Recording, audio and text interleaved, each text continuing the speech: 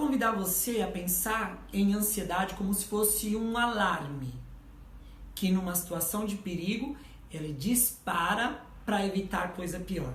E aí nós sentimos a mão tremer, a boca seca, pele pálida, mal-estar, o coração dispara, porque nós estamos frente a uma situação de perigo. Por que nós instalamos alarme num carro? Para proteger de ser roubado, para o proteger de algo pior. Qual que é o grande problema? Antes de continuar, quero explicar para você a sutil diferença entre veneno e remédio. Você pode pensar, remédio cura, veneno mata, ok? Mas a sutil diferença é a quantidade. Se você tomar muito, o remédio se torna veneno. Na dose certa, é remédio. O que eu quero dizer com isso? Que a ansiedade é boa, ela nos protege. O que torna a ansiedade ruim, assim como um alarme de um carro que torna disfuncional, é a sensibilidade, a frequência que esse alarme dispara e por que ele está disparando e a quantidade de vezes que ele está disparando. Você conhece alguém ou já teve um carro com o alarme instalado e o alarme estava sensível demais? E aí o vento bate, o alarme dispara, você sai para ver o que aconteceu e o carro está lá e você toma um susto, achou que tinha sido roubado. Chegando lá, nada disso aconteceu. Assim é o transtorno de ansiedade. Qualquer situação dispara, qualquer questão dispara. Por uma questão mínima, essas sensações físicas são disparadas no nosso corpo como um sinal de alerta para evitar um perigo maior.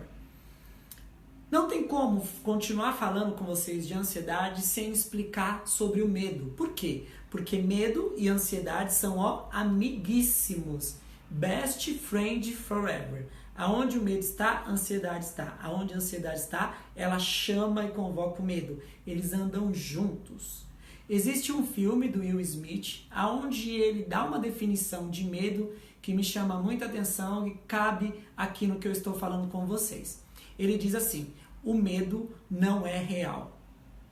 O medo é uma história ruim que nós contamos para o nosso futuro e acreditamos nela. Vou repetir, o medo não é real. O medo é uma história ruim que nós contamos para o nosso futuro e acreditamos nela. O perigo é iminente, pode acontecer, mas quem disse que vai acontecer? Quando você conta uma história ruim para o seu futuro e acredita nela, você sente o medo. Logo, o medo não está no coração, o medo está na mente. É na mente que criamos os nossos medos. O conceito da terapia cognitiva comportamental ao qual trabalho é, primeiro eu penso, o pensamento gera um sentimento, o sentimento gera um comportamento. Pensar em algo ruim me gera um sentimento que se chama medo. E o medo dispara sensações fisiológicas e nos faz fugir ou enfrentar. Medo e ansiedade andam juntos. Agora a pergunta: como então eu lido com a minha ansiedade? Primeiro, viva o presente. Valorize o agora. O tempo que importa é o agora. Excesso de passado, depressão. Excesso de futuro, ansiedade. Viva o agora. Segundo, entenda que previsões na psicologia pode provocar comportamentos e emoções disfuncionais. O que é disfuncional? Aquilo que não funciona direito.